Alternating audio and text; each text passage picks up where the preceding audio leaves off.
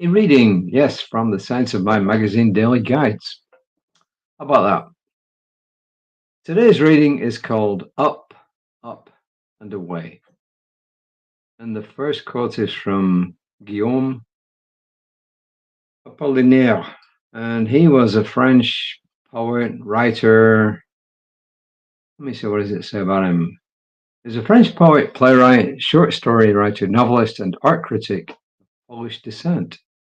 And he was considered one of the foremost poets of the early 20th century and one of the most impassioned defenders of Cubism and the father of Surrealism. I can't say I'm a big fan of Cubism, but there you are then. He said, "Come to the edge." "We can't, we're afraid," they responded. "Come to the edge," he said. "We can't. Fall," they responded. "Come to the edge," he said, and so they came, and he pushed them, and they flew. And Ernest Holmes, on a kind of similar thing from 365 Science of Mind, says, "As the soaring bird opens her wings to the sky's embrace, so we must open our hearts and minds to the influx of spirit and receive its love, that we may in turn express it to all we meet. We must embrace the essence of love, that we may transmit it, giving loveliness to all events." And that, as I said, from 365 Science of Mind, page 186, paragraph 1. And here we have a story of sorts. You know, I like stories, as I said. Stories are great ways to get a message across. Last year, with the release of Wicked, a barrage of interviews with the cast were published. In one of these interviews, Cynthia Erivo explains the challenge of singing while being harnessed and hovering in the air. She said, "In order to sing, you need your breath, you need your lungs. If you're going to do something big, especially something like defying gravity, where usually you would have the ground underneath you to make the sound, because that's where the force comes from. Imagine that I have no ground. I'm in the air, my feet are dangling. I have to find support within my body as opposed to using outside support." And then Reverend Raymond asked the question, Raymont, "Where is your support? Do you rely more on external support rather than your own inner support?" There's nothing wrong with external support. In fact, having people who support us and care for us and love us is a must. But there's a difference between being open to receiving outside support and relying solely on that external support and validation. Knowing who we are and what we are, and living our lives from this embodied awareness means we are able to soar in ways that Icarus could not. His flight was cut short when his external white wings melted as he neared the sun. And he's talking about Icarus from Greek mythology there. Was flying towards the sun, but he theoretically anyway got too close to the sun and the whole thing melted. Reverend Raymont says, "Your wings will not melt. Your wings cannot melt. No wax holds your divinity together. You were born to fly."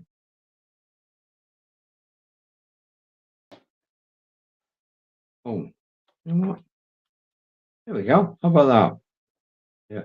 I was actually on Zoom this morning with one of my prayer partners, and he thought I had wings. It actually doesn't look too bad. You know, no feathers. That's what he said. He said it looks like you got feathers. So I had a word with my wife and said, "I need a haircut." And it's not been decided yet whether I'm going to go to the real, whether I'm going to go to an external hairdresser or she's going to do it. But hopefully next time you see me, some of this hair will be gone and it will be trimmed down. So yeah, I think it's to the point where it needs it.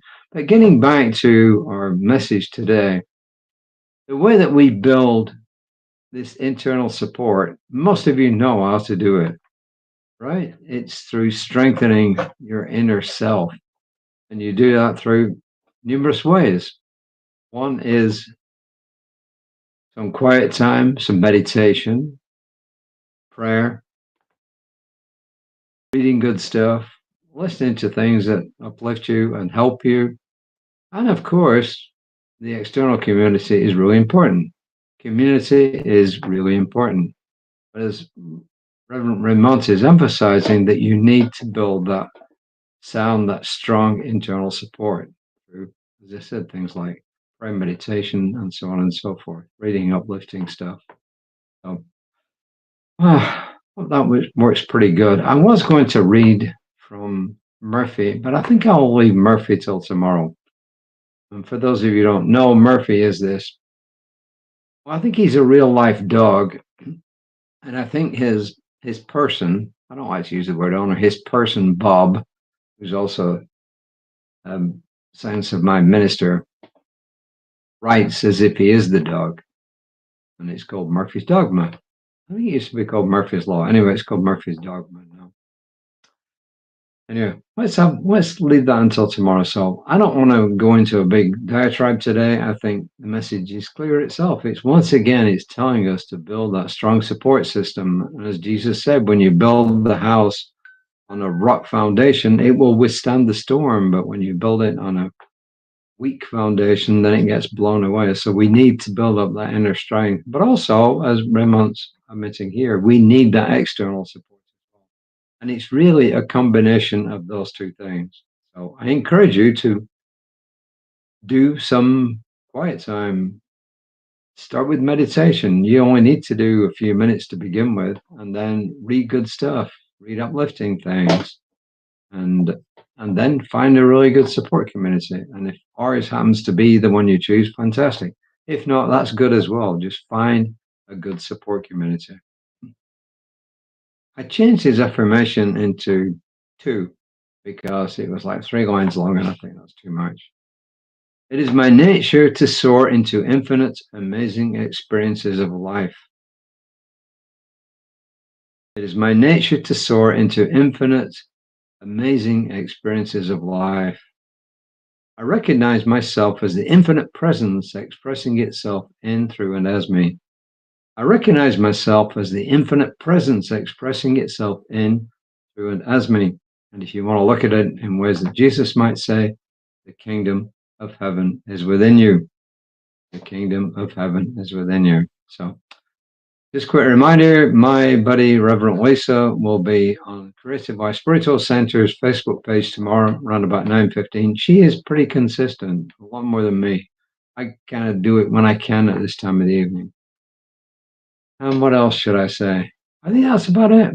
Please take care of yourselves. It's been pretty wet recently. Here, at least in this part of the world, we've had no major flooding, but we keep getting these warnings about flooding.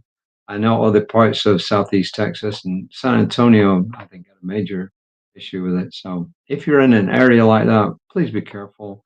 And if you're driving through deep water, don't. I mean, if you come to deep water, don't drive through it unless you've got a vehicle that's really designed for that. You know, like a diesel vehicle that's got the exhaust, way above levels there. So don't take chances. Remember, you are important. You are here for a reason. Whether you believe it or not, you are here for a reason. There is a reason why you're here. Nobody else can do exactly what you can do. Nobody else has to offer to the world, to the universe, what you have to offer. And the difference may be only tiny compared with somebody else, but you have a unique thing to offer. You're needed. You really are needed. So until next time, namaste.